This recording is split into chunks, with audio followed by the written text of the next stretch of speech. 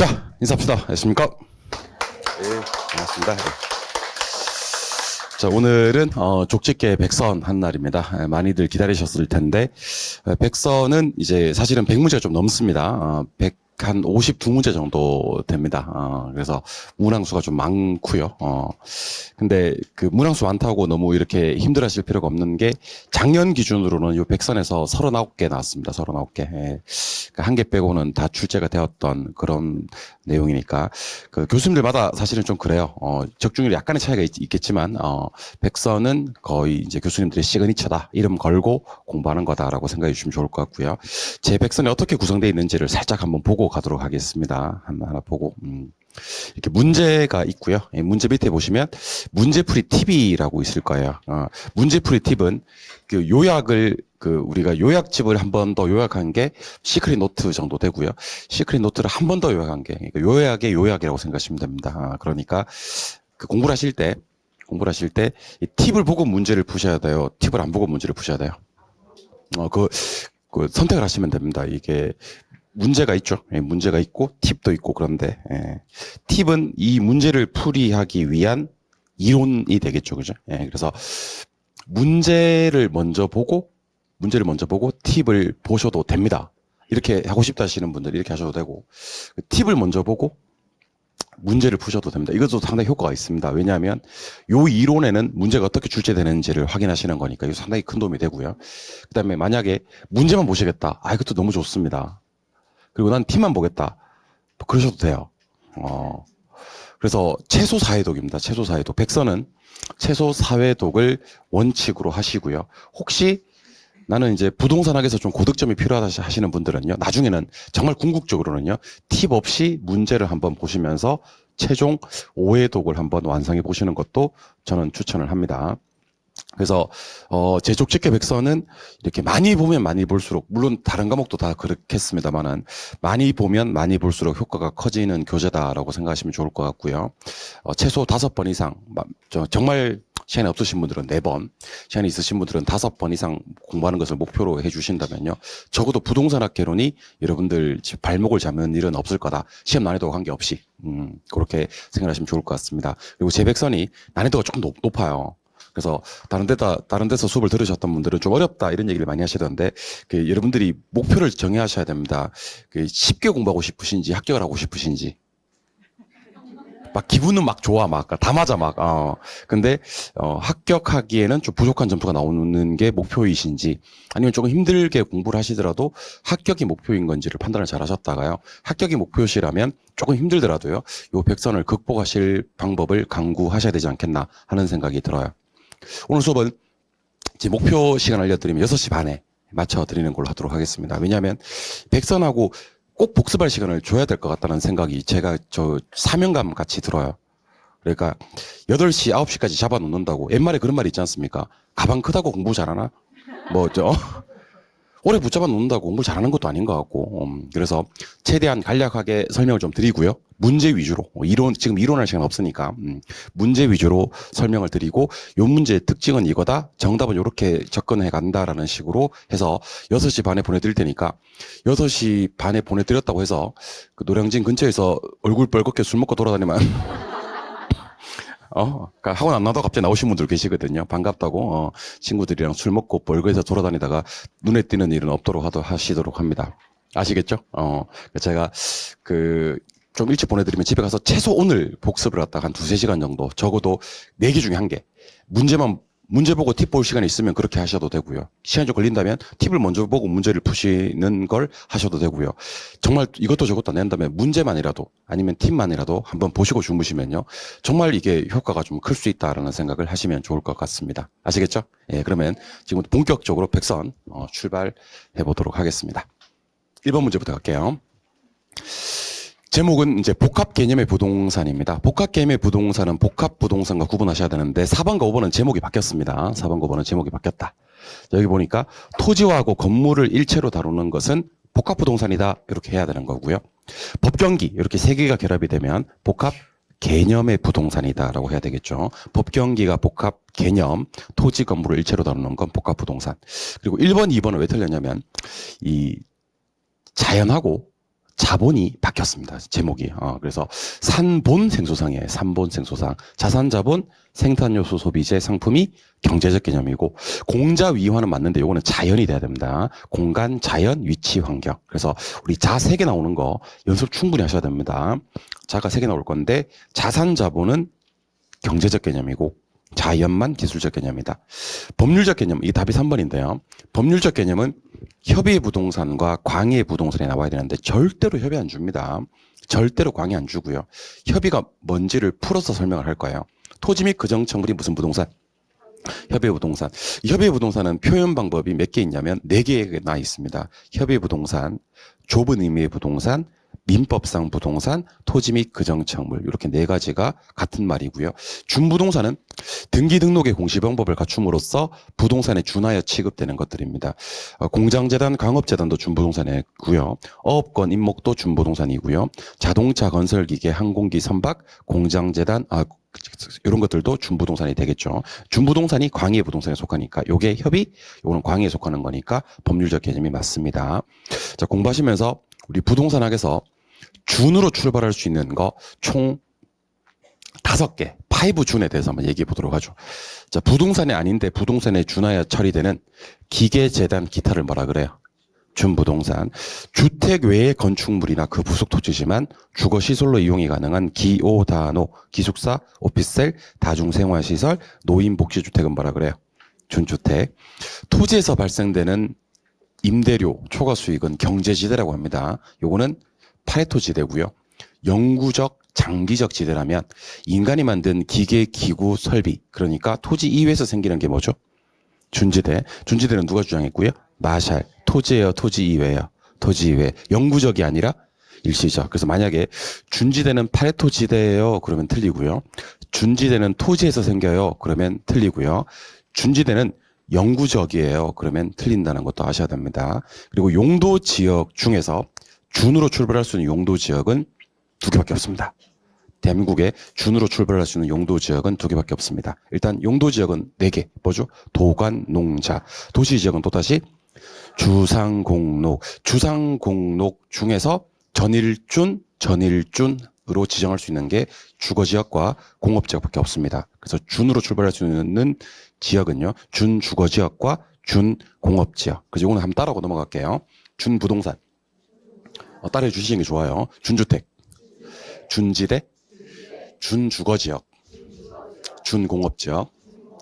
그래서 아까 복합부동산은 감정평가할 때 일괄평가한다고 했었는데 일괄평가할 때는 싹 다 거래사례 비교법이에요. 토지와 건물을 일괄할 때도 집합 건물을 일괄할 때도 산림에서 산지와 임목을 일괄할 때도 싹 다 거래사례 비교법인데 일괄이 떴는데 거래사례 비교법이 아닌 게 딱 하나 있거든요. 공장재단은요, 원칙적으로 개별 물건들을 합산해서 평가하는 게 원칙이에요. 근데 공장재단에서 계속적인 수익이 예상되어서 무슨 평가할 때는 일괄 평가할 때는 무슨 법을 쓰죠? 수익환원법을 쓴다. 공장재단 수익환원법 쓴다는 것은 일괄이 떠도 수익환원법이라는 것을 따로 기억해 주셔야 합니다. 아시겠죠? 예, 기억을 좀 해주시고. 답은 몇 번이요? 3번. 예, 2번 문제 갑니다. 토지정착물, 부동산 정착물입니다. 자, 저를 한번 보세요. 토지정착물은 대부분 무슨 정착물이에요? 종속정착물. 그 종속정착물 공부합니까? 안 합니까? 공부 안 합니다. 우리는 독립정착물만 공부합니다. 요거 몇 개? 말고는 싹 다 무슨 정착물이다? 종속정착물이다. 기억하셔야 됩니다. 독립정착물 몇 개? 4개. 말고는 싹 다 종속정착물. 그럼 종속정착물은 공부 안 하는 거야? 예. 독립정착물 4개인데, 잠깐만요. 독립정착물은 토지와 별개로 처리해요? 별개로 처리해요? 별개로 처리한다는 말은 토지와 분리해서 팔아먹을 수가 있어요, 없어요? 이게 시험 나올 때는 분리 양도가 가능하다. 토지와는 따로 양도가 가능하다는 표현으로 나옵니다. 그래서 시험에서 독립정착물을 독립정착물이다라고 내는 경우도 있고, 토지와는 별개로 취급한다 이렇게 나오는 경우도 있고, 토지와 따로 팔아먹을 수가 있다. 토지와 분리해서 양도가 가능하다는 겁니다. 종류는 몇 개? 4개. 첫 번째 뭐 있어요? 건물이요. 두 번째는 명인방법 갖춘 미분리 과실이요. 세 번째는요, 명인방법 갖춘 수목이나 등기된 임목이요. 네 번째는요, 타인 토지에 경작된 농작물. 이렇게 기억하시면 됩니다. 자, 그러면 건물은 신축 중이어도 독립적으로 처리합니까? 예, 신축 중이어도 괜찮아요. 근데 신축 중이어도 괜찮은데 유명한 판례가 하나 있습니다. 언제부터 얘를 독립된 걸로 볼 거냐, 언제부터 건물로 볼 거냐 하는 유명한 판례가 하나 있는데, 사용 승인 아닙니다. 건축 허가, 허가도 아닙니다. 우리가 민법에서 흔히 얘기하는 주요 구조부라고 해서 기둥, 지붕, 외벽 이런 정도만 완성이 되면 토지와는 독립된 걸로 본다는 게 상당히 유명한 판례라는 것을 기억해 주시면 좋을 것 같습니다. 주요 구조부만 완성되면 되지 사용 승인이나 등기가 필요 없다. 그러면 문제 한번 가보겠습니다. 첫 번째, 신축 중인 건물은 사용 승인이 완료되기 전에는 토지와 별개의 부동산으로 취급되지 않는다. 별개의 부동산으로 취급됩니다. 뭐 필요 없이. 사용 승인 필요 없이 뭐만 완료되면, 주요 구조부만 완료되면, 지붕, 기둥, 주벽만 완료되면 돼요. 오케이? 두 번째, 미분리 과실은 명인방법을 갖추더라도 토지와 별개의 부동산으로 취급되지 않는다. 취급됩니다. 취급됩니다. 별개로 취급됩니다. 뭐를 갖추는 순간? 명인방법을 갖추는 순간. 하지만 토지에 정착된 담장은 아까 얘기했던 4개가 아니잖아요. 그러면 독립이에요. 종속이에요. 종속. 별개 부동산으로 취급되지 않는 겁니다. 4번, 정당한 권한 없이 타인 토지에서 재배되고 있는 성숙된 농작물. 자, 농작물은요, 권한이 있고 없고 한 게 없습니다. 권한이 없다 하더라도 성숙된 농작물의 소유권은 독립된 부동산으로 처리해서 토지와는 별개로 다룹니다. 분리해서 양도할 수, 이 표현을 꼭 좀 기억하셔야 됩니다. 자, 보세요. 누구와? 토지와 분리해서 양도할 수 있다. 이 표현이 무슨 정착물이면서? 독립정착물이면서 토지와는 뭐로 취급된다? 별개로. 그러니까 별개 부동산으로 취급된다는 표현하고요. 분리해서 양도할 수 있다는 표현하고요. 같은 표현이라는 것을 기억해 주시기 바랍니다. 농작물은 독립된 거 맞아요? 예. 답은 몇 번? 4번. 5번에 임목에 관한 법률에서 소유권 보존 등기를 한 임목. 등기받은 임목은요. 독립 맞아요? 분리해서 양도할 수 있다. 그래서 저 따라 한번 해보세요. 독립정착물. 별개로 취급. 분리해서 양도할 수 있다. 그러니까 자꾸 독립 4개만 딱 외워서 갔는데 갑자기 시험에서 분리해서 양도가 돼요 안 돼요 라고 물으면 그게 같은 말이라는 걸 모르시면 안 되는 겁니다. 종속은 분리해서 양도가 안 돼요. 이것만 분리해서 양도가 안 되는데 독립은 분리해서 양도가 됩니다. 자, 그러면 공부하시는 방법을 제가 하나 소개해 드릴게요. 우리 아까 종속 정착물 공부하지 않는다 그랬죠. 독립 정착물 몇 개? 4개. 말고는 싹 다 종속 그렇게 공부했었죠. 그렇게 공부해야 될 게 우리 부동산 학에서 몇 개가 있냐면 한 6개 정도가 돼요. 더 있는데 제가 시험에 나올 만한 것만 제가 가져왔거든요. 여러분 잘하면요. 여기서 한 3-4개 나와요. 대박 납니다, 여러분들. 여러분들 막판 반전이 있을 수 있습니다. 그동안 결혼 45점 나왔어요? 이걸로 해보자고. 자, 토지 정착물은 싹 다 무슨 정착물이고 종속 정착물이고 독립 4개가 있는 겁니다. 건물, 명인방법 갖춘 미분리 과실, 명인방법 갖춘 수목이나 등기된 임목, 타인 토지에 경작 재배된 농작물이면 뭐 권한이 있든 없든 관계없어요. 무조건 뭐로 본다? 독립. 요거 말고는 싹 다 종속. 그 외에는 종속. 이렇게 공부하는 방법이 이거 말고도 5개 더 있다는 얘기야. 두 번째. 현재 우리나라에서 실시되고 있는 정책 외우면 돼요, 안 돼요? 다 실시되고 있어요, 다. 다 실시되고 있고 실시되지 않는 게 몇 개? 5개. 그 외에는 다 실시되고 있다 이렇게 공부하시는 겁니다. 공개택 초토. 빈 개인 택시가 한 대도 없는 거예요. 공개택이가 초토화되고 없는 거지. 공환지세, 개발권 양도제, 택지 소유 상한제, 토지 초과 이득세, 종합토지세는 현재 우리나라에 시행되고 있지 않고 나머지는 다 시행되고 있다. 그 외에는 시행되고 있다. 이렇게 공부하시는 겁니다. 정부가 부동산 시행에 개입하는 방법 3개 암기할 때 이렇게 암기하지. 직관이 해봐요. 간접 개입, 조세, 보조금, 부담금, 금융, 행정 이런 거 있어요? 직접 개입은 3개만 이용 규제는 3개만 기억하시면 돼요. 지역지구제, 개발권 양도제, 토지거래 허가제. 그럼 간접 5개 기억하시고 이용 규제 3가지 기억하시고 그 외에 모든 것들은 다 무슨 개입이다? 직접. 그 직접 개입에 공영개발, 토지은행, 수용 선매, 초과 매수, 개발, 재개발, 공공임대주택 정책 이런 거 있는데 됐고 임대료 규제, 분양가 규제 이런 거 있는데 방금 얘기했던 거 말고는 그 외에는 다 무슨 개입이다? 직접 개입이다. 이렇게 하시는 겁니다. 이해하셨죠? 예, 오케이. 우리 부동산학에서 화폐 시간 가치를 고려하는 방법이 몇 가지 있냐면 4개 있어요. 따라해보세요. 순례지, 현가, 순현가법, 내부승률법, 수익성지수법, 현가회수기간법 외에는 그 외에는 다 시간 가치 고려 못하는 거야. 시간 가치 고려하는 거 어떤 거 있고 고려하지 못하는 게 어떤 거 있는 걸 공부하는 게 아니고 시간 가치 고려하는 거 몇 개? 4개. 그 외에는 다 시간 가치 고려 못하는 거다. 이렇게 공부해 달라는 겁니다. 아시겠죠? 예. 부동산 금융의 종류는 몇 가지가 있어요? 3가지가 있죠. 지분 금융이 있어요? 부채 금융이 있고 매자닌 금융이 있어요? 지분 금융은 신조리 증권이 있나요? 오케이. 신조리 증권은 지분 금융. 매자닌 금융은 한 4개 정도 공부하기로 했나요? 매자닌, 신전, 후 이렇게 공부하기로 했나요? 그 나머지는 다 무슨 금융이죠? 부채금융. 부채금융 외우면 절대 안 납니다. 그 외로 공부합니다. 지문금융 5개, 메자닌금융 4개, 그 외는 다 부채금융이다. 이렇게 공부하시는 겁니다. 오케이? 자, 부동산 관리에는 3가지 형태의 관리가 있거든요. 시설관리, 영어로는 FM이라 그래요.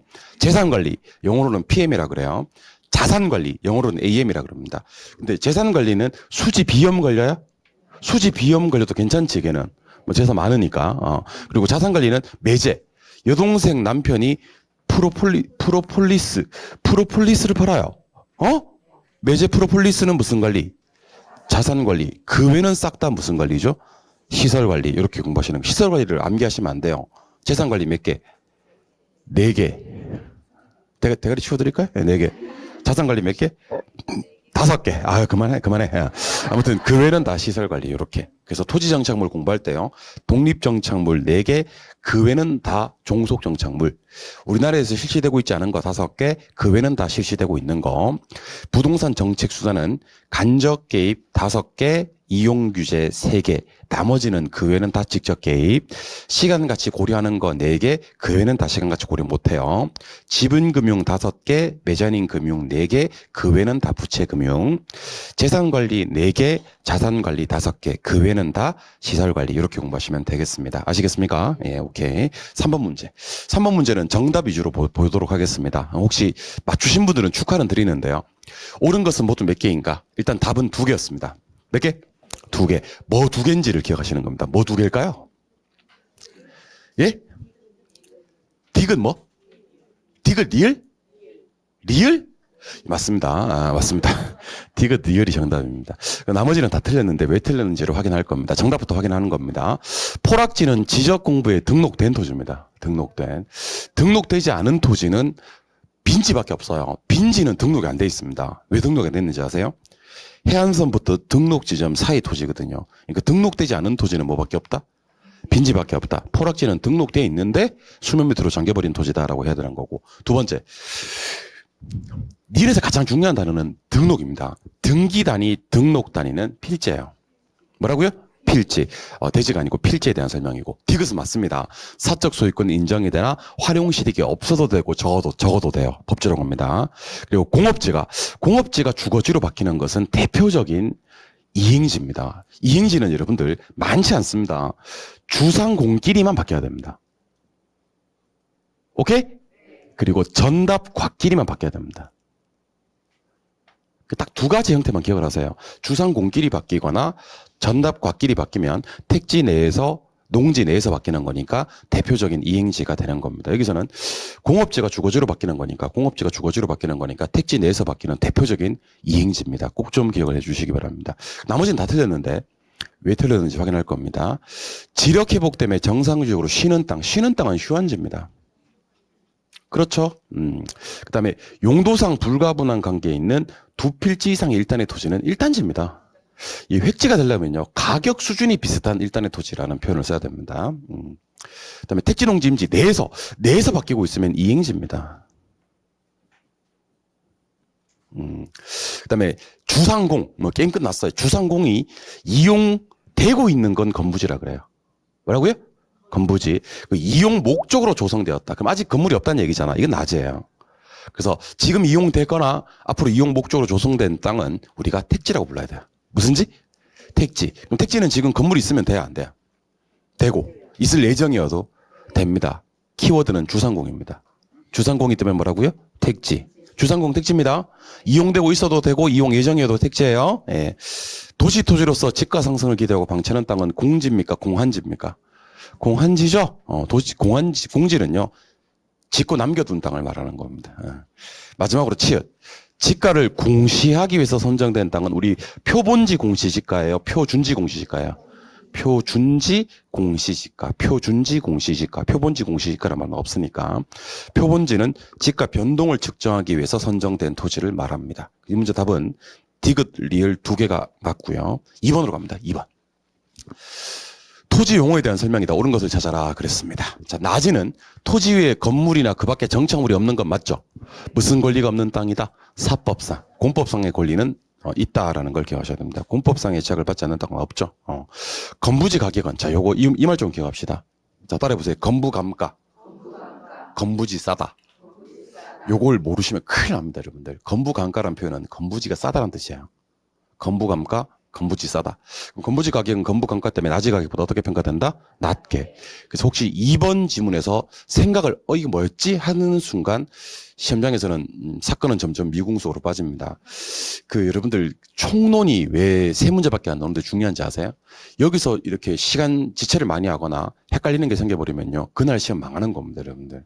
그날 시험 망하는 겁니다. 거침없이 풀려야 됩니다. 거침없이. 건부감가 뜨면 건부지 싸지 이 생각해야 됩니다. 건부감가, 건부지 싸지. 그럼 건부지 가격은 낮은 가격보다 어떻게? 낮게 평가된다. 고민하시면 안 돼요. 3번. 이거 상당히 유명한 표현인데 후보지란 인근 지역의 주위 환경의 사정 등으로 모아서 현재 용도에서 잘 들어봐요. 무슨 용도에서? 현재 용도가 뭔지 모르지. 근데 뭐가 될 거래? 장래 택지가 될 거래. 그럼 지금 택지겠어, 택지가 아니겠어? 그러면 지금은 농지나 임지로 봐야 돼. 지금은 농지나 임지인데 장차 택지가 된다 이런 얘기입니다. 지금 택지였으면 장래 택지가 된다는 표현을 쓰지 않습니다, 여러분들. 아시겠습니까? 이 표현을 꼭 좀 기억하세요. 무슨 용도에서? 현재 용도에서 장래 택지. 끝났어요, 그러면. 다른 거 읽지 마. 현재 용도에서 장래 택지. 그럼 무조건 후보지예요. 왜냐면 지금 택지가 아닌데 앞으로 택지가 될 땅이니까. 맞아요? 답은 몇 번? 3번이 되는 그런 문제입니다. 4번의 택지. 아까 우리 택지 봤어, 안 봤어? 봤지. 주상공으로 이용 중이어도 되지.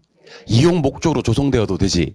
어떤 식이든지 주상공이 나와야 되잖아. 근데 여기는 보니까 바다가 있으면 되는데 도로철, 하천 도로에도 쓸 수 있대. 이런 땅은 택지가 아니라 부지에 대한 설명입니다. 넓은 의미죠? 5번 건부지라고 했는데 봐보세요. 뭐 하면서? 건축하면서 남겨놓은 땅이래요. 건축하면서 남겨놓은 땅은 건부지예요? 공지예요? 그럼 저랑 다시 한번 더 보세요. 건물요. 건물 없는 땅이 있고 있는 땅이 있고 건물 짓고 남은 땅이 있습니까? 예. 건물 없으면 낮이는 하나가 더 없는데 사법상의 제약도 없어요. 건물도 없고 사법상의 제약도 공법상의 제약은 낮이는 싸요 비싸요? 낮이 비싸다는 얘기를 잘 안 해요. 건부지 싸다는 얘기만 해요. 같은 말인데 낮이가 비싸다는 얘기를 잘 안 한다니까 건부지가 싸다는 얘기를 한다니까. 그걸 네 글자로 건부? 감가. 낮이 비싸다고 시험에 안 나와. 같은 말이긴 한데 건부지 싸다라고만 시험에 나와. 걔를 건부? 감가. 건물이 이미 들어선 땅은 건부지는 비싸요, 싸요? 싸요. 건물 짓고 남은 땅은요? 공지가 됩니다. 그래서 건축물, 건물이 나오면 건물이 없는 건지 있는 건지 건물 짓고 남은 건지를 구분하셔야 됩니다. 없으면? 있으면? 짓고 남았으면? 답은 3번이 되는 그런 문제가 됩니다.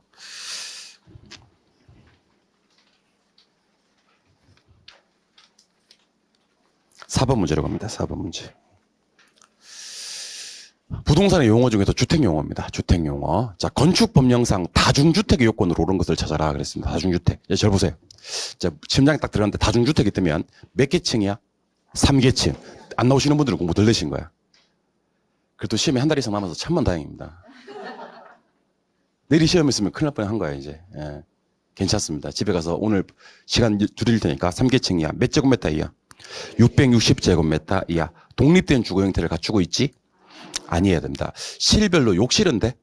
욕실까지는 안 돼. 근데 취사가 안 되는 거야. 욕실까지인데 취사가 안 되는 거고. 그 다음에 얘는요. 학생 직장인이 장기간 거주할 수 있는 구조 맞습니까? 예. 학생 직장인이 장기간 거주할 수 있는 구조. 그런 말이 나와야지 다중주택이 되는 겁니다. 자, 지금부터 다중주택 찾으러 갑시다. 여러분들 4개층이 하면서 610초가 있죠?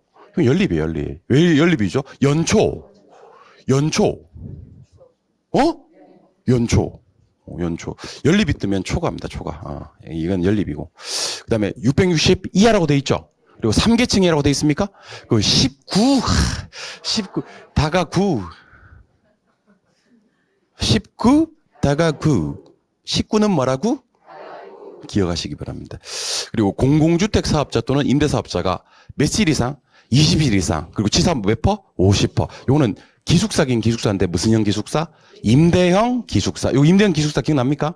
그러니까 암기할 때는요. 19 다가 9, 20 임대형 이렇게 임대형 이렇게 얘기하시면 됩니다. 오케이? 독립된 주거 형태를 갖추면 안 되는데. 그러면 안 되는데. 독립된 주거 형태를 갖추지 않아야 됩니다. 실별로 뭐까지는 되는데 욕실은 되는데 치사는 설치할 수 없는 것을 말한다라고 했었어야지 다중주택이 되는 겁니다. 4번은 설명이 좀 잘못된 것 같고요. 5번이 정답입니다. 학생, 직장인이 장기간 거주할 수 있는 구조로 되어 있어야지 다중주택 맞죠? 답은 몇 번이고요? 5번이고요. 오케이. 그럼 밑에 보시면 당연히 토지 용어들이 쭉 있겠지. 쭉 한번 보시고. 그 다음에 지목 28개 중에서 국어, 유고, 유지도 구분 한번 해봤고. 2023년 5월 15일 날 스승의 날 때 개정된 게 하나 있어가지고 요거 좀 소개해 드리겠습니다. 기숙사가 무슨 기숙사와 일반 기숙사와 임대형 기숙사로 나뉘어지는데 원래 우리가 알고 있던 기숙사, 학교 공장, 학생 또는 종업원, 공동치사 50% 이상 이런 말이 뜨면 일반 기숙사고요. 임대형 기숙사는 사업자 2명이 나옵니다. 공공주택 사업자 또는 임대사업자가 목적이 임대 목적입니다. 임대 목적이고 제공하는 실이 20실 이상이고 공동치사 50% 이상. 그러면 이거는 기숙사 중에서 임대형 기숙사다라는 것을 기억해 주시고요. 혹시 모르니까 주택법령상 주택의 분류도 해야 될 것 같습니다. 자, 300세대 미만이고 분상 적용받지 않는 그런 주택의 이름은요. 도시형 생활주택, 도생 그랬고 주택 외의 건축물과 그 부속 토지지만 주거시설로 이용이 가능한 기호 단어는요. 준주택. 자, 공동주택 내부 공간의 일부를 세대로 구분해서 생활은 가능하지만 구분 소유할 수 없는 주택의 이름은 무슨 주택? 세대 구분형 공동주택이 되는 겁니다. 아시겠습니까? 예. 제 나름대로는 물샐 틈 없는 수비를 했으니까요. 팀만 보는 것도 효과가 있어요. 예, 문제만 보는 것도 효과가 있고요. 연습 한번 해보시고요. 한 장 넘겨보시면 이제 5번. 드디어 부동산업이 나오네요. 부동산업. 자, 부동산업은 제가 팁을 좀 먼저 봐드릴게요. 팁을 먼저 볼게요.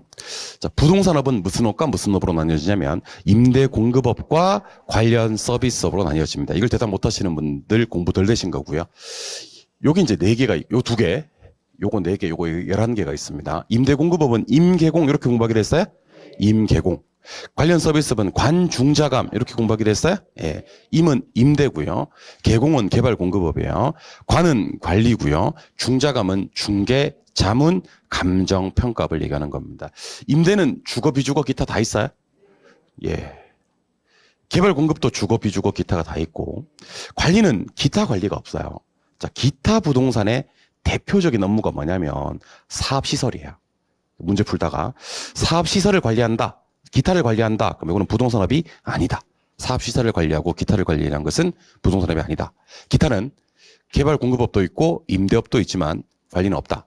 그리고 4글자가 3번 나와야 되는데 4글자가 중요합니다. 중개 대리업입니다. 투자 자문업입니다. 감정 평가업입니다. 중개 대리, 투자 자문, 감정 평가. 이것도 한번 나올 때가 됐으니까 연습을 충분히 해주시고요.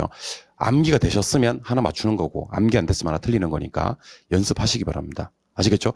여러분들 특강 들으실 때 들으시는 방법을 좀 알려드릴게요. 특강 들으실 때는 저게 중요한 거구나. 저걸 내가 지금 정리가 안 돼 있구나. 이걸 정리를 해야 되겠구나. 이렇게 하시면 되는 거지. 특강을 들으시면서 모든 걸 다 이해해버리겠다 내가. 수업 시간에 모든 걸 네가 얘기하는 걸 모두 다 암기해버리겠다 그러면 둘째 시간 맞추고 나면 지쳐요. 그래서 점심 먹고 집에 간다. 오늘 공부 나 할당량 넘었어. 집에 간다. 약간 마음을 특강 들으실 때 내려놓는 게 좋아요. 내가 지금 뭐를 알고 있고 뭐가 공부가 덜 됐는지를 좀 체크하고요. 그래서 제가 6시 반에 보내드리려고 하는 이유가 집에 가서 그래도 식사는 좀 하시고 2-3시간 정도는 공부를 좀 하고 주무시는 게 좋겠다라는 얘기를 드려봅니다. 그러니까 특강의 완성은 수업 시간에 다 결정되는 게 아니고 들으신 다음 뭐 이렇게 그 주간 정도까지는 여러분들 정리를 하시면 되는 겁니다. 아시겠죠? 약간 지금 너무 이렇게 시선이 앞으로 와 있는데 약간 조금 뒤로 제끼세요. 지금 너무 전투적이야. 응? 나랑 싸우러 온 거 아니잖아. 너무 전투적이야. 날 죽이듯이 보지 말라고. 오케이. 가봅시다. 조금 여유롭게. 좀 여유롭게. 진작에 공부를 하지, 이제 와서. 뭐, 많은 날들, 가방만 들고 왔다 갔다 하다가 갑자기 전투를 지금 약간 여유롭게. 자, 부동산 관련 서비스업이라 그랬죠? 그럼 이게 이제 여러분들 관련 서비스업이 뜨면 중자감이 떠야 돼. 맞아요? 중자감이 뜨면 관이 뭐냐면 주거, 비주거, 기타 관리는 없다 그랬잖아. 그 4글자 한번 해볼까? 중개, 대리, 투자, 자문, 감정, 평가. 이거 얘기해 달라는 거예요. 관련 서비스면 관중자가 얘기해 달라는 거야. 그러면 임대업은 뜨면 되지 않겠네. 예. 개발 공급업은 뜨면 되지 않겠네. 왜 이건 뜨면 안 돼요? 얘는 관련 서비스업이 아니라 무슨 업이었어요? 임대 공급업이었습니다. 임대 공급업이지 관련 서비스업이 아니잖아, 그지? 그리고 요거는 다 관련 서비스 관련되는 것 같긴 한데 투자 금융업이었어요, 투자 자문업이었어요. 투자 자문업이었고요. 중개 대리업이라는 게 있었나? 답은 4번이고요. 그다음에 관리업은 무슨 관리업은 적어도 없다. 기타 관리업은 적어도 없다라는 생각을 기본적으로 하시는 겁니다. 이해하셨습니까? 네, 오케이. 답은 몇 번? 4번. 2번 문제 갑니다. 한국표준산업분류상 부동산업의 세세 분류에 속하는 것으로 묶은 것을 찾아라 그랬습니다. 세세 분류는 몇 개짜리를 얘기하는 거냐면 11개짜리를 얘기하는 거예요. 이게 세세 분류예요? 자, 11개짜리 제가 빨리 맞추는 방법을 좀 알려드리겠습니다. 잘 들으셔야 됩니다. 자, 끝날 때요. 자, 잘 들으셔야 돼. 끝날 때 개발 공급업으로 끝나거나 임대업으로 끝나는 것은요, 무조건 맞아요. 왜 무조건 맞아요? 걔는 주거, 비주거, 기타가 다 있으니까. 그래서 끝나는 놈이 임대로 끝났는지 개발 공급으로 끝났는지를 좀 잘 보시고요. 걔는 주거, 비주거, 기타가 다 있기 때문에 무조건 맞아. 그래서 누구를 무조건 포함해야 되냐면 니은, 리을, 미음. 잠깐만. 니은, 리을, 미음을 무조건 포함해야 됩니다. 잠깐만. 니은, 리을, 미음을 무조건 포함해야 됩니다. 그러면 니은, 리을, 미음을 포함하고 있는 게 몇 개밖에 없어요. 2개밖에 없잖아요. 그러면 비읍과 지음만 보시면 되겠네. 근데 비읍에 보시니까 금융업은 있었어, 없었어? 이 2글자잖아. 2글자에 나오면 4글자 나와야 된다니까. 무슨 4글자? 중개대리, 투자자문, 감정평가. 4글자 나왔어? 그러면 이제 지읒을 품은 몇 번이 정답이다? 3번이 정답. 이렇게 푸는 거예요. 이걸 갖다가 임대로 끝나는 거 먼저 찾고 개발 공급으로 끝나는 거 먼저 찾고 관리는 조심해야 돼. 관리는 자 보세요. 비주거 관리는 돼, 안 돼? 돼. 근데 기타 관리는 안 돼. 사업시설이 기타거든. 이게 기타예요. 사업시설이 기타라고. 기타 관리하면 안 되고요. 건설업은 몇 글자라서 2글자라서 요런 건 없다라고 기억하셔야 됩니다. 건설업이 있을 것 같은데 없어요. 건설업이. 부동산업은 개발 공급업, 임대업과 개발 공급업이 있을 뿐이지 건설업이 없다라는 것을 기억해 주셔야 합니다. 아시겠습니까? 네. 제 백선의 장점이랄까 그런 거는요. 요약집이나 기본서 안 찾아가도 되게끔 여기서 끝내실 수 있다는 겁니다. 밑에 팁이 있어서 그래요. 이건 다 팁 덕분입니다, 여러분들. 아시겠죠? 시간을 상당히 절약할 수 있습니다. 시간을 상당히 절약할 수 있으니까. 쌤, 내가 팁을 받으면 모르겠어. 그 문제는 이제 보내주세요. 여러분들 팁 보고 모르는 문제를 불과 뭐 천지가 개벽하는 것도 아닌데 불과 뭐 2달 만에 갑자기 맞는 것으로 전환시켜서 시험장에서 맞추고 그러지 못해요. 아시겠습니까? 지금 팁이 있어도 못 풀겠어. 그러면 그건 풀지 마. 아시겠죠? 그러지 마요. 민법에 특별법에 특별법. 6번 문제로 갑니다. 6번 문제. 오케이. 부동산의 특성. 다음 옳은 것은 모두 몇 개인가 그랬습니다. 정답부터 공개하겠습니다. 정답은 3개고요. 3개. 3개 맞추신 분들은 뭔지 저한테 얘기해 주시겠습니까? 시작. 기억, 비읍, 시옷. 정답입니다. 오케이. 잘하셨어요. 이거 맞추신 분들은 당분간 토지 특성을 공부 안 하셔도 돼요. 자, 갑니다. 옳은 걸 모두 골라라. 자, 비교 어렵게 하고, 대체 관계를 제약하고, 개별화 독점하고, 불완전 경쟁 시로 만드는 것은 무슨 성이다? 개별성이다. 정확합니다. 이 개별성은 중요한 것만 제가 다 모았어요. 대체 관계 제약한다, 비교 어렵게 한다, 개별화 독점한다, 불완전 경쟁 시로 만든다. 이게 또 완전 경쟁으로 나오면 또 틀려요. 토지 시장은 불완전이죠. 니은은 틀렸는데, 부증성 때문에 토지 이용은 집약화돼야 되고요. 그다음에 공급 조절이 어렵고 갖고 싶어하는 이유는 부동성이 아니라 부증성이고요. 오케이? 관리 잘해야 된다. 이건 좋았어요. 그런데 감정평가에서 원가법을 적용하는 이론적 근거가 된다. 자, 토지에는요. 감정평가할 때 원가법 적용을 잘 못해요. 원가법은 건건항선소 해서 건물, 건설기계, 항공기, 선박, 소경목림 정도만 원가법을 쓰고요. 토지는 공시, 지가, 기준법을 써요. 왜 토지는 원가법 적용하는 것이 곤란하냐면요. 원가법은 제조달 원가도 구하고 감가 수정액도 구해야 되는데 토지는 감가 수정이 잘 안 되는 자산입니다. 무슨 성 때문에? 영속성 때문에. 그래서 토지는 영속성으로 인해서 감가상각이 배제되고 원가법 적용이 어렵다라고 해야 되는 겁니다. 아시겠습니까? 예, 공시지가 기준법을 쓴다. 미음. 이거 좀 기억하셔야 되지. 토지를 이용할 때 최유효 이용을 해야 되는 이유는요. 하나만 얘기해보라 그러면 부증성이고요. 또 하나 더 얘기해보라 그러면 용도의 다양성입니다. 그래요? 그러면 이 줄 중에 누가 맞아요? 다 틀렸어요. 한 개만 틀렸어요. 부증성. 부증성하고 용도의 다양성 때문에 최유효용을 해야 되는 거지, 부동성하고 최유효용은 전혀 관계가 없습니다. 오케이? 자, 장기 투자를 통해서 소득이득, 자본이득 모두 얻을 수 있는 건 영속성 맞나요? 용도가 다양하기 때문에 이행과 전환을 통한 토지의 용도적 공급은 얼마든지 늘릴 수가 있습니다. 토지는 무슨 공급이 안 되지만, 물리적 공급은 안 되지만 용도의 다양성으로 인한 이행과 전환 또는 경제적 용도적 공급은 얼마든지 가능하다는 것을 기억해 주셔야 됩니다. 오케이, 쉬워서 맞고요. 영속성 때문에 감가상각이 필요한 것에 근거가 돼요. 감가상각이 배제되는 것에 근거가 돼요.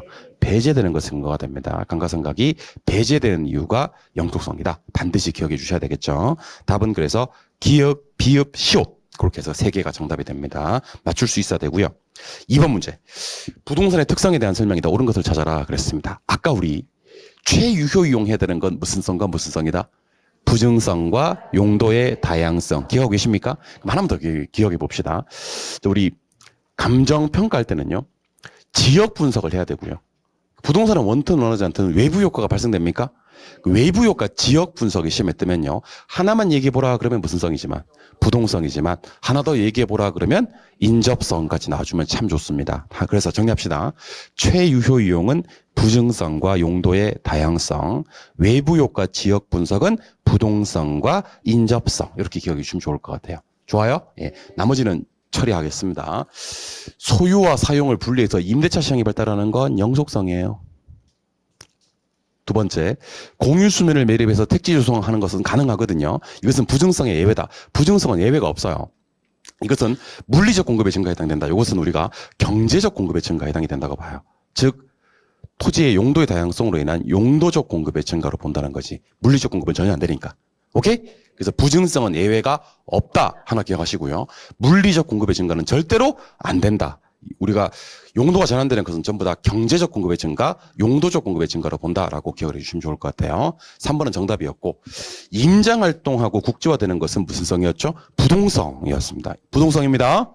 그 다음에 비공개되고 비표준화되고 비조직적인 것까지는 개별성이 맞는데, 부동산 시장은 독점화됩니다. 뭐라고 된다고요? 독점화. 비독점화는 아니에요. 비를 아무 때나 쓰면 안 돼. 비공개, 비표준화, 비조직까지는 비를 써도 되는데 비독점화 되지는 않습니다. 개별성 때문에 개 아니면 안 돼. 독점화 됩니다. 그래서 이 문제는 5번 체크하신 분들은 조금 아깝고요. 3번 체크하신 분들은 축하드립니다. 1번, 2번, 4번 체크하신 분들은 참 거시기 합니다. 공부 좀 많이 하셔야 됩니다. 정신이 딴 데가 있는 거예요. 그래서 한 장을 넘기셔서 저랑 8쪽에 우리 부동산학에서 비가 반드시 나와야 될 때를 좀 알려드리겠습니다. 6군데에서 비가 나오는데 어디서 비가 나오는지를 소개해 드릴 테니까 잘 한번 보시죠. 자, 토지는 개별성 때문에 3B가 나와요. 거래가 뭐 되고? 비공개, 상품이 비표준, 시장이 비조직입니다. 시장 실패의 원인 4가지를 알려드리겠습니다. 시장 실패는요, 불안전한 경쟁일 때 시장이 실패합니다. 외부 효과가 존재하면 시장이 실패합니다. 공공재 무임 승차 문제가 시장을 실패시켜요. 마지막에 정보가 대칭적일 때, 비대칭적일 때. 요게 이제 이번 4월 8일 날 감정평가사 시험에서 단답형으로 다음 중 시장 실패의 원인이 아닌 것은, 정답은 정보의 대칭성이었습니다. 정보의 대칭성은 시장 실패 원인이 아닙니다. 정보의 비대칭성. 여러분들 공공재도 시장을 실패시킨다 그랬나요? 근데 공공재 상당히 중요한 특징이 2개가 있습니다. 경합해요, 안 해요? 비경합성. 비용 안 낸 놈 배제시킬 수 있어요, 없어요? 없어요. 이걸 비배제성이라고 합니다. 그래서 비가 안 뜨면 안 되는 거 5개 소개해드리겠습니다. 우리 개론에서 이렇게 나오면 다 틀린 말입니다. 거래 공개성, 상품 표준화성, 시장 조직성, 정보 대칭성, 경합성, 배제성, 그러면 다 틀린다는 거지. 이 앞에는 반드시 비를 수반합니다. 그래서 비 한번 저 따라 읽어보세요. 비공개, 비표준, 비조직. 비대칭성. 비경합성. 비배제성. 비가 안 뜨면 안 된다는 거 꼭 좀 기억해 주시기 바랍니다. 아시겠죠? 네. 7로 갑니다. 7. 부동산의 속성. 그러니까 개발권 양도제도 TDR인데 이건 정답만 체크하고 넘어갈게요. 자, 개발권 양도제도는요, 우리나라에서는 개발권과 가장 비슷한 단어가 뭐냐면 용적률이에요. 그러니까 원래 보전 지역에서 행사했어야 될 건물 높일 수 있는 용적률을 여기서 행사 못하니까 인근 토지로 옮겨서 이렇게 행사할 수 있도록 하는 제도를 개발권 양도제도 TDR이라고 합니다. 그래서 우리나라에서는 개발권과 가장 비슷한 말은 용적률의 양도제도입니다. 용적률. 근데 대답하셔야지. 용적률을 산정할 때는 지향권을 산입하지 않습니다. 그래서 우리 TDR은요. 지하권과는 전혀 관계가 없어요. 오직 무슨 권? 공중권, 지상권은 민법 시간에 하는 얘기고 개론 시간에는 공중권이란 말을 써야 된다. NG. 지상권은 민법 시간에 얘기해야 돼. 개론 시간에는 공중권 해야 돼. 다시 갑니다. TDR은요. 지하권과는 전혀 관계가 없어요. 왜냐하면 용적률을 산정할 때는 지하권을 산입하지 않거든요. 오직 무슨 권? 공중권. 근데 공중권이 두 개 있단 말이야. 사적 공중권이라는 게 있고 공적 공중권이라는 게 있는데 항공기 운항에 이용되는 항공권이나 전파가 왔다 갔다 하는 전파권에 대해서는 토지 소유자가 소유권을 주장할 수가 없고 보상도 못 받아요. 근데 얘는 태초에 용적률을 침해한 거야. 용적률은 소유권이 미쳐 안 미쳐? 미쳐. 그걸 침해했으니까 시장기구를 통해서 보상하는 걸 해주는 겁니다. 그래서 TDR은 공중권 중에서 보상이란 말이 뜨다 보니까 사적 공중권이에요? 공적 공중권이에요? 사적 공중권. 공적 공중권이었으면 보상이란 말이 안 뜨니까. 그래서 TDR은요. 뭐는 맞았는데 사적은 맞았는데 무엇과는 전혀 관계가 없고 제약권과는 전혀 관계가 없고 오직 무슨 권? 공중권. 그래서 TDR은요. 사적 공중권을 활용하는 방법이다. 반드시 이렇게 얘기해 주시고 TDR이나 용적률이 떴는데 지하권이 떠 있다가는 무조건 X 이렇게 처리해 주시면 좋을 것 같아요. 아시겠습니까? 아시겠습니까? 예, 좋아요. 책을 한 장 넘겨보시죠. 넘겨보시면 유량과 저량에 대해서 한번 봐야 되겠네요. 다음 중 저량 관계되는 개념은 모두 몇 개인가 그랬습니다. 여러분 저량은 몇 개 공부하시면 되냐면 저 보세요. 제자가 보통 달인 이렇게 7개 공부하시면 됩니다. 뭐 공부하시면 된다고 시작. 제자가 보통 달인. 근데 우리가 제자가 보통 달인을 찾았는데 그 뒤에 변동이나 변동분이 붙어버립니다. 변동이나 변동분이 붙어버리면 얘는 뭐로 간다? 유량으로 가버립니다. 그래서 혹시 못 찾을까 봐 내가 오른쪽에 5개 모아놨어요. 5 다 모아놨어요. 누가? 제자가 보통 달인 여기 모아놨습니다. 그래서 총 몇 개냐면 6개에 7개입니다. 근데 7개긴 한데 요 뒤에 뭐가 붙은 바람에 얘는 그래서 유량으로 가버리는 겁니다. 우리 지금 뭐 찾아야 되는데? 그러니까 인구는 저량이 맞습니다. 그 인구 뒤에 변동물이 붙으면 유량으로 가는 겁니다. 그래서 저량은 원래는 몇 개 있는데 7개 있는데 한 놈이 유량에 뺏기는 바람에 총 몇 개? 6개. 답은 2번이 되는 그런 문제가 됩니다. 왼쪽에 있는 신규, 생산, 임금, 소비, 임대료, 변동분은 싹 다 유량이라는 것을 기억해 주시면 좋을 것 같습니다. 유량과 저량의 비교는 지금 이 아까운 시간에 하는 것은 바람직하지 않아 보입니다. 여러분들이 하세요. 아시겠죠? 제자가 보통 달인, 제자가 보통 달인은 저량, 안제자가 보통 달인, 안제자가 보통 달인은 유량. 제자가 보통 달인 뒤에도 변동이나 변동분이 붙으면 뭐로 바뀐다? 유량으로 바뀐다. 기억하시면 좋을 것 같습니다. 아시겠죠? 예. 이번에는 오히려 이런 걸 한번 보셔야 될 수가 있습니다. 이런 거. 자, 보세요. 현재. 좋아. 현재. 1,500만 채 주택이 존재하고 있다. 그럼 여러분들 이거는 유량이야, 저량이야? 저량 공급이라고 해놓고 수요라고 해놓을게요. 자, 갑니다. 저량 공급은 몇 개? 1,500만 개지. 근데 그 중에서 몇 개가 공가 상태? 100만 개. 그럼 100만 개 사람이 안 살지. 사람이 사는 건 몇 개? 1,400만 개. 써놓는 게 제일 좋아요. 저량 공급 1,500만 개, 저량 수요 1,400만 개. 그리고 1년 동안에 신규로 건설된 거, 여기 보입니까? 이거. 이게 이제 우리가 유량 공급, 유량 수요 이렇게 써놓는 게 제일 좋아요. 그럼 유량 공급은 지금 몇 개예요? 10만 개. 맞아요? 여기서 5천 채가 미분양됐다. 미분양된 건 빼야 될 것 같아요. 그럼 얼마요? 9만 5천 채가 유량의 수요량이 되는 겁니다. 그래서 문제 푸는 방법입니다. 현재 존재하고 있는 건 저량 공급이고요. 공가 상태에 있는 거 빼면 저량 수요가 돼요. 1년 동안 신규로 건설된 게 유량 공급이고요. 미분양된 거 빼면 유량 수요가 됩니다. 단어를 보고 유량 공급 몇 개, 유량 수요 몇 개, 저량 공급 몇 개, 저량 수요 몇 개 할 수 있어야 되고요. 가장 옳게 설명되어 있는 것, 일부러 제가 순서 바꿔놨거든요. 답은 몇 번? 4번이 됩니다. 그래서 우리는 첫 번째 점을 보고 저량 공급과 저량 수를 파악해야 되고요. 두 번째 점을 보고 유량 공급과 유량 수를 파악해야 되는데 문제에서는 유량 공급과 유량 수를 먼저 물었기 때문에 두 번째 점 거를 얘기해 주셔야 되고요. 저량 공급과 저량 수요를 앞에서 물었기 때문에 뒤에서 물었기 때문에 골았다가 앞에 있는 걸 가지고 판단해 주셔야 되는 겁니다. 이해하셨나요? 네, 좋아요. 이번에는 9번 문제로 갑니다. 9번 문제. 수요량의 변화와 수요의 변화가 됩니다. 여러분 잘 한번 보시죠. 잘 한번 보시죠. 생산 요소 가격, 생산비, 시멘트 가격, 건축 자재값, 건설 노동자의 임금, 토지 가격, 건축 기술, 그다음에 뭐 건설 업체 수 이런 놈들은 수요를 증가시켜요, 감소시켜요? 안 변화시켜요, 안 변화시켜요. 얘는 누구만 변화시킨다? 공급만. 그럼 이번에는 이거 한번 해봐야지. 아파트 수요량을 변화시키는 원인은 뭐죠? 아파트 가격 해야지. 다시. NG. 자, 아파트 수요량을 변화시키는 원인은 뭐죠? 아파트 가격입니다. 아파트 가격 대신에 쓸 수 있는 유일한 단어가 하나 있습니다. 아파트 임대료 괜찮습니다. 가격과 임대료는 같은 말. 근데 잘 보세요. 아파트 가격 상승. 아파트 뭐? 수요량. 아파트 가격 하락. 아파트 뭐? 수요량. 아파트 가격 상승 예상. 아파트 수요.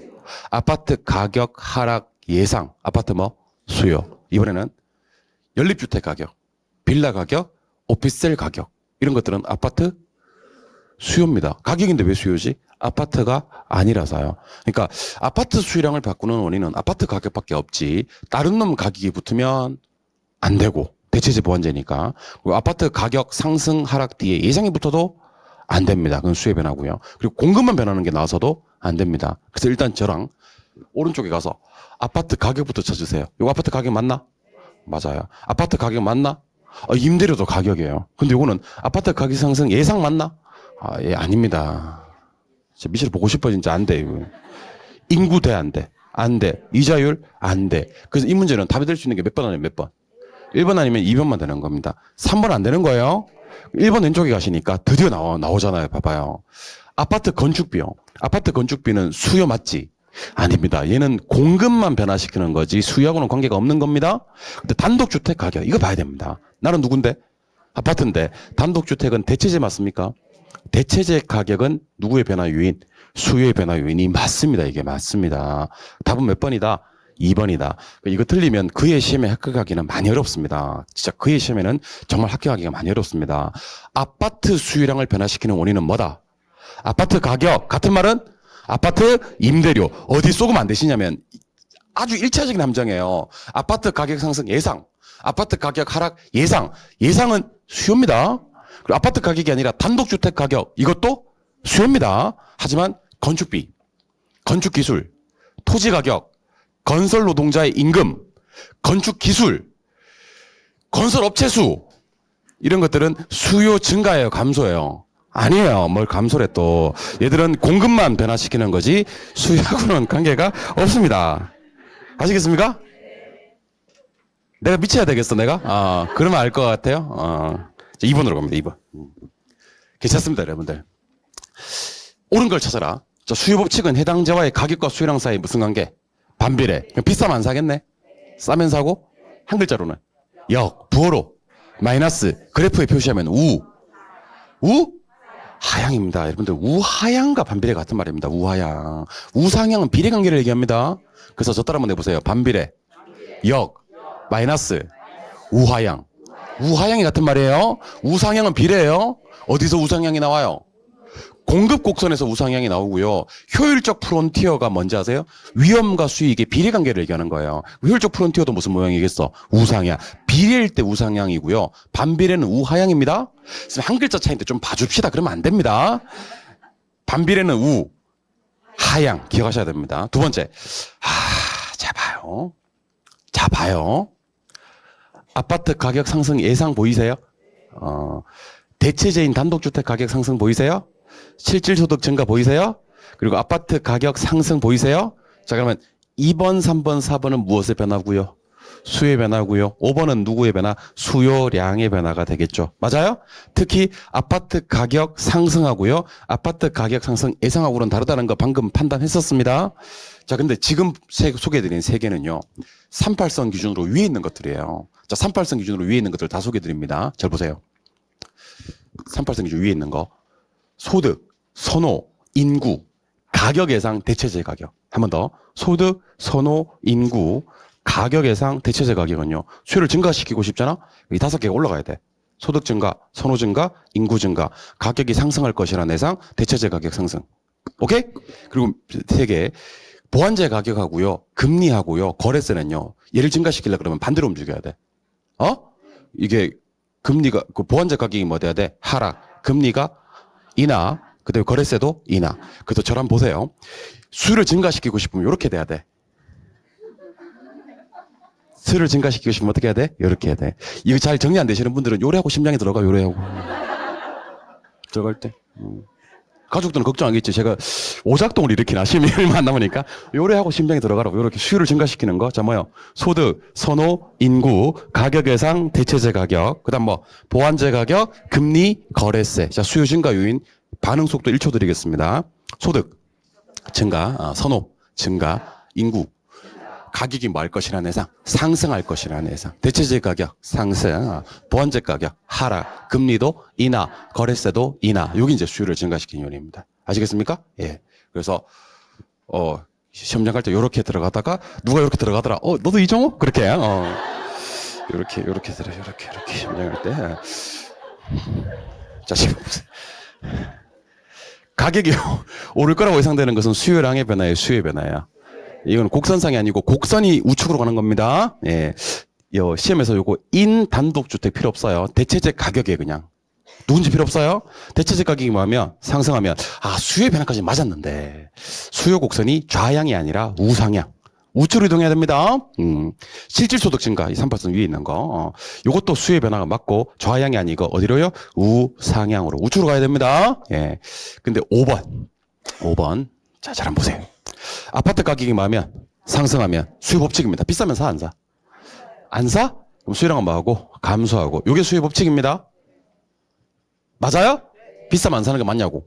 근데 수요가 증가됐대요. 수요가 증가되는 건 인기가 있어, 없어?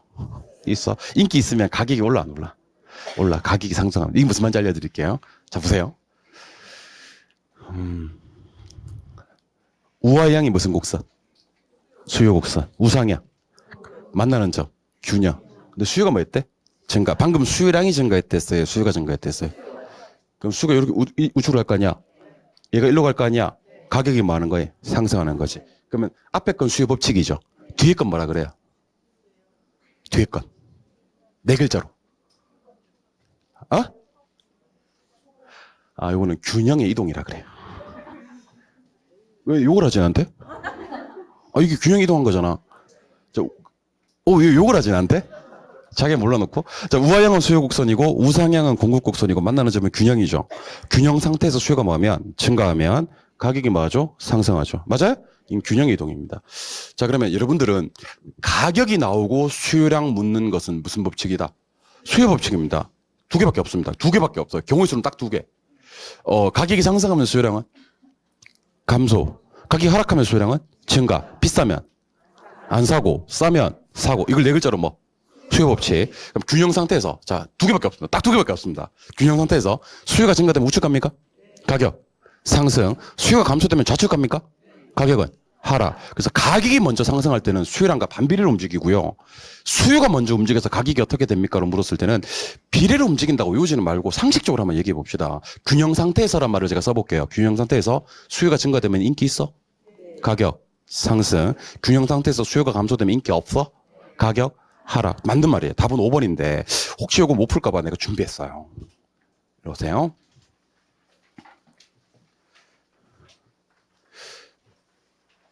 자, 준비했어요? 가격이 먼저 나오면 뭐로 풀자? 법칙으로 풀자. 가격이 상승하면 수요량은 감소. 가격이 하락하면 수요량은 증가. 요거는 반비례네? 요거는 뭐라고요? 수요 법칙. 이번에는. 자, 균형 상태에서 수요가 증가되면 우측 가나? 가격은 상승. 수요 감소되면 균형 상태에서 좌측 가나? 가격 뭐? 하락. 그래서 대답하세요. 비싸면? 안 사요? 싸면요? 사고. 인기 있으면?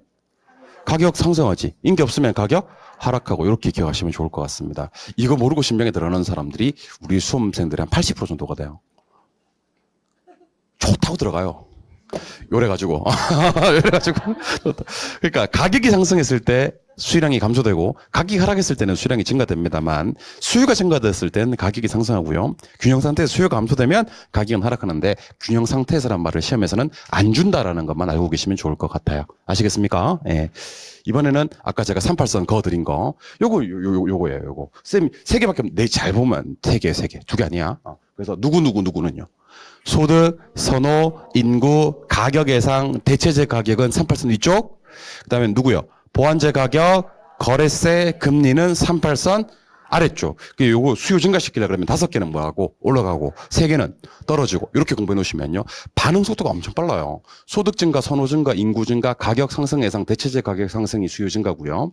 보완재 가격 하락, 금리 나 거래세 인하가 수요 증가 요인이다. 바로 할 수 있는 거고. 특히 요놈들. 생산비, 건축비, 임금, 토지 가격, 생산 기술, 건설업체 수는요. 수요량이야, 수요야. 둘 다 아니야. 둘 다 아니야. 얘들은 공급만 변화시키는 거다. 꼭 좀 기억해 주셔야 됩니다. 아시겠습니까? 예, 꼭 좀 기억을 해 주시기 바랍니다. 그래서 이게 우리 백선이 좀 좋아요. 이거 보기 공부하시면. 10번까지 풀고 좀 쉬겠습니다. 10번. 10번 들어가기 전에 저랑 이거 한번 해봐야죠. 10번 들어가기 전에 저랑 이거 한번 해봐야죠. 소득에는 뭐야? 정렬중. 맞아요? 교차에는 뭐야? 대보독이 됩니다. 자, 잘 한번 보시고 소득의 정렬중, 교차의 대보독 요거 한번 해봅시다. 요거 안 되시면 이제 그만하세요. 자, 소득 플러스 수요 플러스 무슨 제? 정상제. 소득 마이너스 수요 마이너스 정상제입니다. 정상제입니다. 그것도 정상제입니다. 플러스는 플러스예요. 마이너스도 플러스야. 오케이? 소득 플러스 수요 마이너스 열등제. 소득 마이너스 수요 플러스 열등제. 그럼 한 개 맞게요. 소득 증가, 수요 증가는 정상제지만 소득 증가, 수요 감소는 열등제. 소득은 정렬중만 나와야 돼. 대보독이 나올 수 없어. 선생님 그럼 대보독 어떻게? 자, 재화가 몇 개 뜨고 2개 뜨고 앞에 건 뭐? 가격, 뒤에 건 수요. 자, 대가리에 뭐 달려있지? 누가요? 보마가. 대체제는 교차 탄력성이 플러스고요. 보완제는 교차 탄력성이 마이너스입니다. 대체제는 한 놈 가격 플러스 다른 놈 수요도 플러스입니다. 보완제는 한 놈 가격 플러스 다른 놈 수요는 뭐? 마이너스. 그래서 우리 적어도 소득이 플러스 될 때 수요가 플러스 되면 정상제고 소득이 플러스 되면 수요가 마이너스 되는 건 열등제다. 한 놈 가격이 플러스 될 때 다른 놈 수요량이 플러스 되면 대체제고 한 놈 가격이 플러스 될 때 다른 놈 수요가 마이너스면 걔는 무슨 제다? 보완제다 하실 수 있어야 되는 겁니다. 아시겠습니까? 이제 대체제 보완제는 다른 거 보지 마시고 요 두 문제랑 요 팀만 보세요. 그래도 안 되면 어떻게 하라고? 기본 소요학집 찾아가지 말라고. 아시겠습니까? 이제 제가 그 정해드리는 겁니다. 여러분들 이거 틀리고 합격할 수 있을까? 있어. 틀리고 합격할 수 많아. 흔해 빠졌어요. 그러니까 더 이상 공부하지 말아야 될 것을 제가 정해드린다는 거니까. 오케이? 자, 근데 대체제가 그래요. 대체제가. XJ, YJ가 뜨면서 뭐가 뜨는 경우가 있고, 수수가 뜨는 경우가 있고, 두 번째 뭐가 뜨는 경우가 있어요? 가수가 뜨는 경우가 있고, 세 번째는 가가 뜨는 경우가 있습니다. 자, 수수만 달라, 수수만. 자, 수수는 뭔지 알려드리겠습니다. 대체제는 한 놈을 샀대. 나머지 한 놈을 안 사. 이게 대체제야. 보완제는 얘를 사야 얘도 사는 게 이게 보완제라고. 그래서 아까 대체제 플러스 그랬고 보완제 마이너스 그랬지. 그게 안 통하는 유일한 게 수수야. 치면 잘 나와 안 나와? 잘 안 나오는데 나오면 거기서 대부분 걸려. 수수. 얘 사면 얘 안 사는 게 대체제. 얘를 사야 얘도 사는 게 보완제. 되셨습니까? 그 다음부터는 편안하게 대가리에 뿔 달려 있는 보마예요. 가수입니다. 대체제는 한 놈 가격 상승하면 다른 놈 수요. 보완제는 한 놈 가격 상승하면 다른 놈 수요. 심지어 가가도 똑같아요. 한 놈 가격이 상승할 때 대체제는 다른 놈 가격도 상승. 한 놈 가격 상승할 때 다른 놈 가격은 뭐? 하락. 그 대가리에 뿔 달려 있는 보마는 어디다 적용해야 되냐면요. 가수에 적용하셔도 되고 가가에 적용하셔도 됩니다. 여러분들이 수수만 따로 정리하시기 바랍니다. 수수는 뭐냐면 상식적으로 얘를 사면 얘를 안 사는 게 대체제고요. 얘를 사야 얘도 사는 게 보완제다. 이게 뭐가 어렵다고 그렇게 자꾸 못하는지 모르겠습니다, 여러분들. 아시겠습니까? 백선이라서 그냥 넘어갈게요. 문제 한번 보겠습니다, 여러분들. 두 문제만 풀겠습니다. 소득이 뭐였대요? 감소했어요. 그럼 여기서 소득이 감소했죠? 수요도 뭐였어요? 감소했어요. 그러면 이거 플러스에 마이너스예요. 플러스입니다. 소득 마이너스 수요. 이거 조심하셔야 됩니다. 무슨 제? 정상제입니다. 이거 정상제입니다, 여러분들. 소득이 마이너스 될 때 수요가 마이너스 되는 건 정상제입니다. 선생님, 그럼 뭐가 열등제인데? 소득이 마이너스 될 때 반대로 수요가 플러스 돼야지 열등제입니다. understand? 두 번째. 한 놈 가격이 뭐였지? 상승했지. 근데 다른 놈 수요가 뭐 있지? 감소했지. 둘은 무슨 제? 보완제고. 아까 한 놈 가격 상승했잖아. 다른 놈 수요도 뭐 있지? 증가했지. 그럼 무슨 제? 대체제. 답 4번 체크할 수 있어야 됩니다. 4번 체크하신 분들 축하드립니다. 혹시 그 밑에 10-2번 문제까지 맞추셨다. 그러면 진짜 대체제 보완제는요. 당분간 공부 안 하셔도 됩니다. 대체제 보완제는. 이건 만약인데 10-2까지 맞추셨으면요. 당분간 대체제 보완제 접어두세요. 자, 갑니다. 1번은 뭐냐면 수요. 1번 타자 수. 2번 타자 가수. 3번 타자 가. 4번 타자 가수. 5번 타자 가. 이렇게. 요거는 가수고요. 요거는 가가고요. 요거는요? 가수고요. 요거는 가가. 자, 지금 하는 얘기 잘 들으세요. 가수는요, 무조건 대체제 플러스 보완제 마이너스만 기억하시면 돼요. 대뿔보마. 오케이? 가가도 대체제 플러스 보완제 마이너스. 그러니까 대체제 플러스 보완제 마이너스만 적용하면 돼. 그래서 밑에 한번 보자. 지금 무슨 제래요? 대체제 플러스. 한 놈 상승, 다른 놈 증가. 또 대체제 찾아봅시다. 대체제 또 대체제 한 놈 상승, 다른 놈도 상승. 보완제 보이세요? 마이너스. 한 놈 뭐? 상승, 다른 놈 감소. 오케이. 한 놈 상승, 다른 놈 하락. 그러니까 여러분들 공부하시는 방법은요. 가수든 가가든 대체제는 플러스, 보완제는 마이너스 이렇게 공부하시고요. 1번만 상식이에요. 1번은 무슨 제죠? 대체제죠. 한 놈 수요가 뭐하면 증가되면 다른 놈 수요는 뭐한다? 감소되는 게 대체제입니다. 이게 상식이에요. 상식. 오케이? 답은 1번이고요. 밑에 팁 보시고 안 되면 얘는 이제 놓아주셔야 됩니다. 여러분들 진짜 놓아주세요. 물론 힘들 겁니다. 그동안 품었는데 근데 잘 안 품어졌잖아. 그지? 그럼 시험장 가서 틀릴 가능성이 상당히 높습니다. 이제 그만 놓아주세요. 아시겠죠? 놓아주세요. 행복을 빌어주세요. 한 장 넘기시면 11번 문제부터는 조금만 쉬셨다가 들어가도록 할게요.